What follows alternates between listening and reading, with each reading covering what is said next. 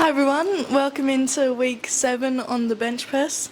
We've got Maddie, Tay and Fanboy, and today we'll be talking about the rugby, Interhouse Basketball, Gage's interview and Miss Flickworth on the staff series. To start us off, I'll get Tay to talk about rugby. Okay, so we had a bit of a collection of scores. We have, for this week, we had just the under-14s playing Siena, and that was 5-34. And then from 2 weeks ago, we had the under-14s versus Good Shepherd, and that was 12-30, which is a closer game than normal, so that's good. And then we're going to talk about Interhouse Basketball that's going on at the moment, week 7 and week 8. So just on the rugby, just some feedback from people that have been watching their games. While the boys haven't had the most successful season so far, a lot of resilience, effort and determination shown over the last couple of weeks. So really starting to tighten up aspects of the defence and looking to build into the last few weeks of the season to come away with some positive results. So well done, boys. And yeah, Interhouse Basketball with Maddie. Yep, so we've had our first week of Interhouse Basketball this week, and currently our seniors, Caledonia, are sitting on 1 game 1, Columbia on 2, trade trainings that are unfortunately have not participated. No, they've been all game, they just haven't got a win yet. Sorry. Glanmire have not won any games, and Phoenix have won 3. And our juniors, Caledonia have won 1, Columbia have won 1. They've all won 1. Yes, that's a quiz. So they've all had a win each from their games. Is it mixed? Yeah, mixed teams, and this is the second of the house tournaments. Phoenix hosting volleyball earlier this term, Glanmire basketball this term, meaning Caledonia and Columbia and Trade will host their tournaments term 3 and 4. And we had 2 more days, I believe, of Next basketball. week, yeah. Which days? Tuesday and Wednesday. Tuesday, Wednesday, both breaks. Yeah, draw I've seen up around the school and also on student notices. And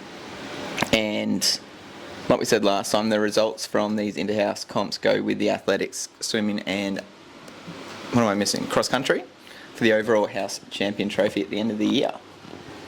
And good job so far to Miss Potter and the Glanmire house captains running a really efficient, fun tournament. Straight into the microphone. And so happy with herself You're too. welcome. Yep. Yet again, Phoenix is winning, unfortunately. They just never seem to lose. Hey, the juniors lost a game so far out of their 2. But they're not losing. No, they're not. We'll see. We've still got 2 more days of competition to go. What's next? Gage's interview. Yeah, that's you. Oh, okay. I was waiting for the intro.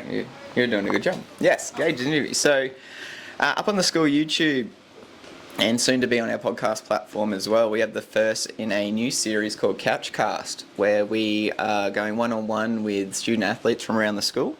And midway through last week, I had the chance to interview Gage Turley and talk about all of his achievements in the world of snooker and billiards.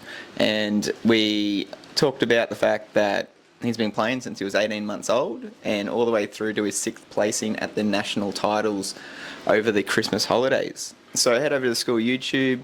It's on the bench press playlist, and we will have our second couch cast coming up early next week. So keep an eye out for that one. And I'll pass back to Immy. So at school we do a staff series on what the teachers' workout regime is, and what's the word? Interviewed. Yeah, Talked I interviewed Miss Flickworth, and she gave us her summary of her workout. Do I read it out? No, but what are some of the things you took away from the conversation? Apart from the apart from the fact that Miss Flickworth's got absolutely ripped shoulders. She used to play netball, now she plays basketball, which she loves. It's a mini escape and rest for her mind. Her bench press is 40 kilos. Of 10 reps of 40 kilos. And then her deadlift is 10 reps of 60 kilos. And front squat is 10 reps of 50 kilos. So pretty much we can say she can bench press 400 kilos. Crazy. No, that's not how gym maths works, but Yeah. yes, and the Staff Fitness Series is just a way for the school and staff and students to talk about health and fitness and why it's so important to look after your body at all stages of your life. And Miss Flickworth is the eighth teacher in the series, dating back to last year, and we'll have 2 more coming before the end of term. Next up is hopefully. Kevy? Yeah, we're hoping to get Kev on board, and still looking for a female staff member to put their hand up or be volunteered by her colleagues or students, and then they pretty much don't have a choice. And we go from there. Moving forward, and apart from the basketball next week, we still have rugby to go, a couple more rounds of that, and we already mentioned we'll have another couch cast coming up. Outside of that, we're only 2 weeks away from really starting to amp up for Athletics Day or Athletics Week, and there'll be a few changes and modifications to the carnival this year, which will be exciting to talk about. And also, these three and myself been working really hard on the new school logo and mascot for the sporting teams and academic teams around James Nash. So keep your, eyes and ears open. There we go. I was going to say keep your ears peeled. That's not right, is it? Keep your eyes peeled. Ears peeled? No. Ears open? Eyes peeled? Eyes peeled. Pay attention to what's going on. Eyes peeled, ears open. Yeah. Neither sounds enjoyable. I just think of vegetables. Yeah, I don't. No, but eyelids, peeling them open. There you go. Pay attention to things, in other words. There we go. It'll be popping up on social media and stuff. I don't even recognise that phone number. Don't worry, we'd have to record that. World of Sport. I don't want to know playoff results because I'm about 4 days behind, so say nothing. We're talking about ice hockey there. State of Origin teams have been named. New South Wales. Tedesco not named in the squad. Yeah. How do you go from Australian captain to not being selected? He's not that good anymore. He's pretty good. I'm not worried about Edwards at all. No, he's good. He's a good, solid player. But I saw the New South Wales squad and went, yeah, I'm pretty excited about this as a Maroon supporter. Is Munster playing? And then I saw the Queensland squad and went, I'm still confident, but I thought Slater could have really just killed the series off in the first game by slaughtering them. But no David Fafita. That seems to be the biggest talking point out of the Maroons camp. New South Wales have a couple of strike second rowers. Queensland have none, really. Fafita coming off the bench just runs over the top of them. But supposedly Fafita and Slater had a conversation last year about the standards Fafita had set for himself, and Slater has said that Fafita hasn't lived up to the standards that he'd set for himself, hence why he wasn't selected, which is a pretty big call to make from the player's point of view. But the coach supporting him, sticking by it. So I think based on both teams, it's going to be a pretty even first game. A lot of new faces in a lot of key positions. Dearden for Queensland instead of Munster. Edwards in at fullback for New South Wales. Reece Robson being finally selected at dummy half for New South Wales instead of Damien Cook or Coruscant. So, in my opinion, he's better than both. So this will be exciting to see. Predictions. I feel like I'm the only Maroon supporter in here. Wow, really? Yeah. And on breaking news, Bench Press is looking for 3 new students to be part of this moving forwards. I think you're the one out rules. Yeah. Wow, this is the most confident, this is the most united this room's ever been. It's all against me.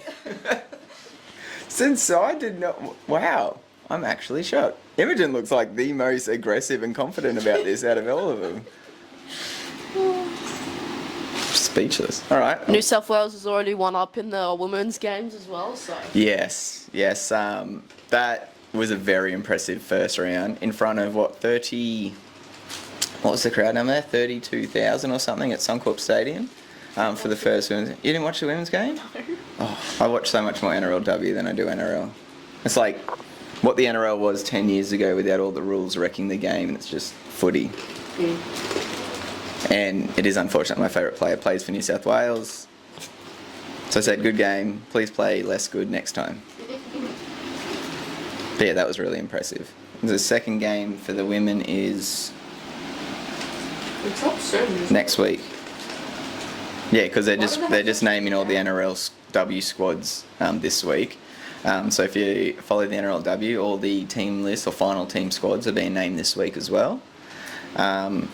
And yeah, more and more rumours around the NRL expanding to Papua New Guinea and Perth in the next couple of seasons. So something else to keep an eye on. In the world of AFL, anything been happening? Big stories? Yesterday, Carlton won against Port Adelaide. So Maddie's in world, that's a Adelaide? big story, yes? Yeah, by 6 goals. So, That's 6 points, people. no, it's not. No, 36 points. 6 times 6. Yeah.